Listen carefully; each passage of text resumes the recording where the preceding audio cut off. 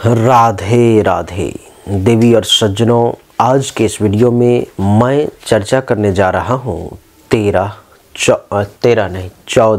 15 और 16 तारीख के राशि फल के बारे में। 14, 15 और 16 तारीख के राशि फल को जानेंगे, क्योंकि 14, 15 और 16 तारीख को चंद्रदेव मेष राशि में है। देवी और सज्जनों, सबसे पहले 14, 15 और 16 तारीख के पंचांग को जान लेते हैं। उसके बाद एक एक करके सभी राशि के बारे में जानने का प्रयास करेंगे। 14 तारीख को पंचमी तिथि, रेवती नक्षत्र, बुधवार का दिन, चंद्रमा मीन राशि में था कब तक? 10:44 सुबह तक। यानी कि हमारा जो ये राशि फल शुरू होगा वो 10:44 AM यानी कि सुबह के बाद होगा।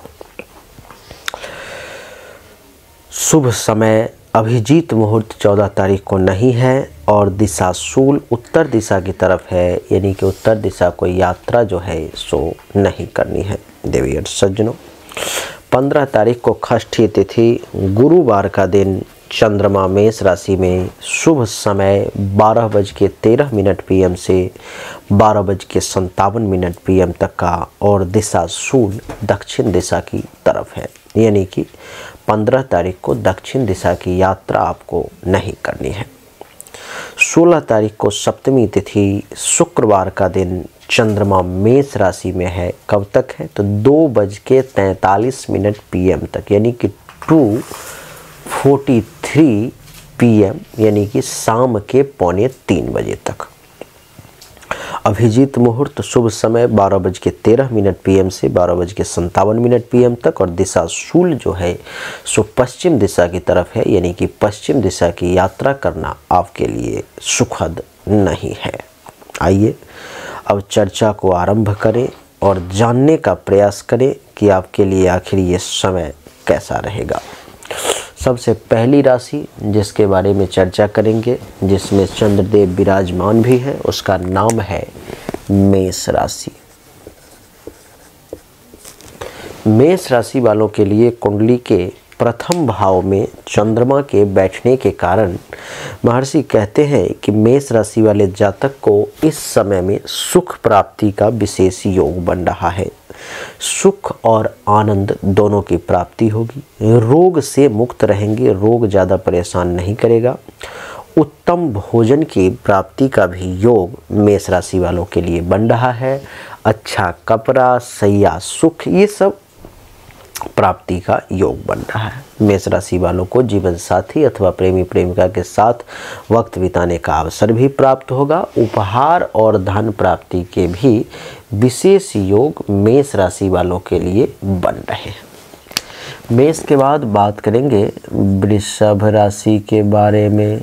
वृषभ राशि वालों के लिए कुंडली के द्वादश भाव में, यानी कि 12वें घर में जो है सो चंद्रमा का प्रवेश है और 12वें भाव में चंद्रमा का प्रवेश ये दर्शाता है कि वृषभ राशि वाले जातक को इस समय में शारीरिक तौर पर में कुछ कष्ट का सामना करना पड़ सकता है। हेल्थ वाइज आपको कुछ इशू परेशान कर सकती है।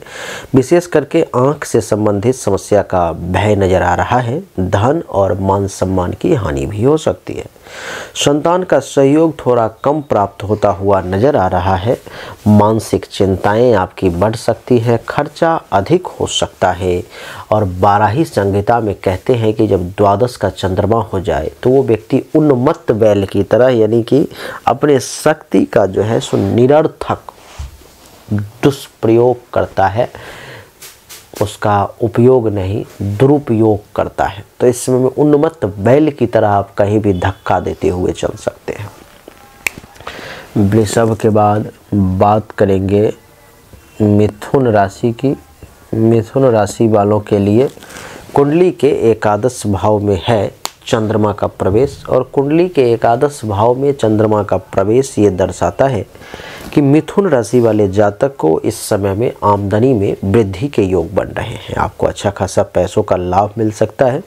बिजनेस व्यापार से भी पर्याप्त लाभ के योग बन रहे हैं। संतान से भी सुख प्राप्ति का योग बन रहा है। उत्तम भोजन समय पर प्राप्त होने के योग बन रहे हैं। दोस्तों से हास्य परिहास करने का भी मिथुन राशि वालों को अच्छा खासा योग बन रहा है।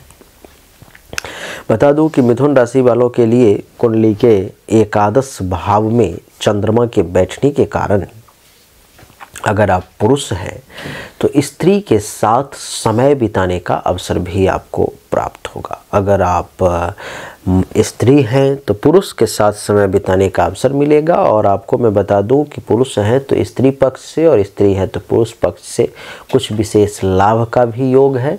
और तरल पदार्थ से भी आय में वृद्धि की संभावना दिखाई दे रही है। तो मिथुन राशि वालों के लिए ये समय जो है तो जहाँ तक देख पा रहा हूँ बहुत अच्छा है।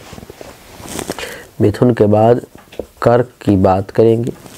कर्क राशि वालों के लिए कुंडली के दसम भाव में चंद्रमा का प्रवेश है। और चंद्रमा का प्रवेश कुंडली के दसम भाव में ये दर्शाता है कि कर्क राशि वाले जातक को अभिष्ट कार्य की सिद्धि होगी। जिस काम को आप करना चाहते हैं, जिस काम को करने की इच्छा है, वो कार्य आपका सफल होगा और सभी काम बहुत ही आसानी से बड़े सरलतापूर्वक आपके संपन्न हो जाएंगे।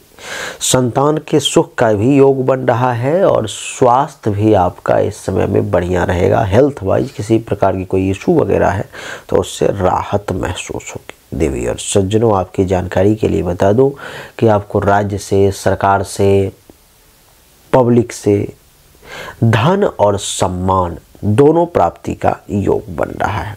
नौकरी में पदोन्नति के भी योग बन रहे हैं।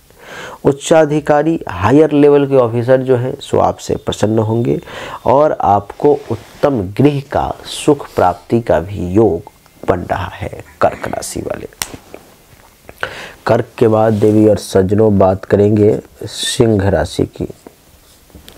सिंह राशि वालों के लिए कुंडली के नवम भाव में है चंद्रमा का प्रवेश।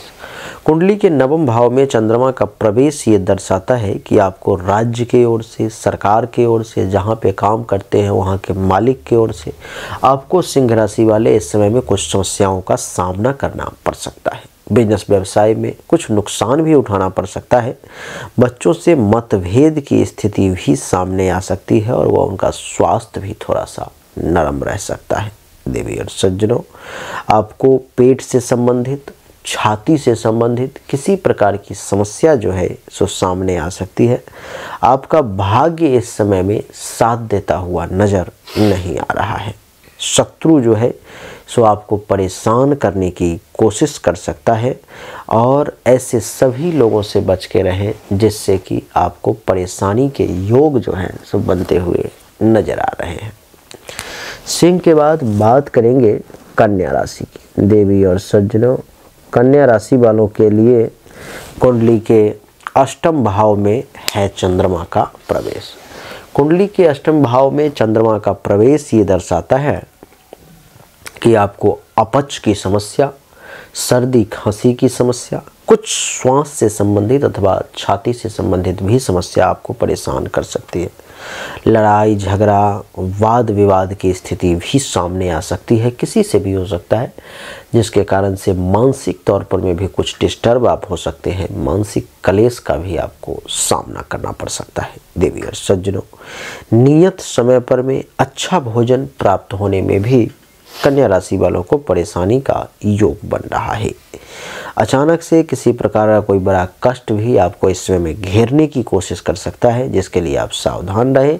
और धन के भी कुछ नुकसान, धन के भी कुछ नाश का योग जो है सो कन्या राशि वालों के लिए बन रहा है। कन्या के बाद बात करेंगे तुला राशि की। तुला राशि वालों के लिए कुंडली के सप्तम भाव में है चंद्रमा का प्रवेश। कुंडली के सप्तम भाव में चंद्रमा का प्रवेश ये दर्शाता है कि आपको धन का लाभ मिलने का योग है। तुला राशि वाले, आपको इस समय में विशेष धन लाभ के योग हैं और धन लाभ के साथ साथ तुला राशि वालों को 14, 15 और 16 तारीख को सेक्सुअल सेटिस्फैक्शन मिलने के भी योग हैं, यानी कि पर्याप्त काम सुख के योग। छोटी छोटी लाभदायक यात्राएं भी आपके लिए नजर आ रही हैं।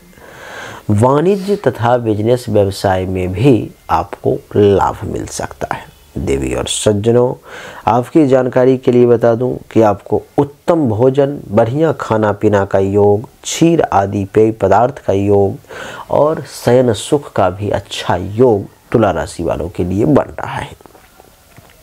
स्वास्थ्य भी अच्छा रहेगा। वाहन और ख्याति के प्राप्ति के भी योग तुला राशि वालों के लिए इस समय में बनते हुए नजर आ रहे हैं। तुला के बाद बात करेंगे वृश्चिक राशि की। देवी और सज्जनों, वृश्चिक राशि वालों के लिए कुंडली के छठे भाव में है चंद्रमा का प्रवेश। कुंडली के छठे भाव में चंद्रमा का प्रवेश ये दर्शाता है कि वृश्चिक राशि वाले जातक को इस समय में धन का लाभ मिलेगा। आपका स्वास्थ्य भी अच्छा रहेगा। यश और आनंद के प्राप्ति का भी योग बन रहा है। आपका संपर्क महिलाओं से भी कुछ ज़्यादा ही बढ़ता हुआ नजर आ रहा है वृश्चिक राशि वाले, और महिलाएं आपका संपर्क पुरुषों से कुछ ज़्यादा बढ़ता हुआ नजर आ रहा है।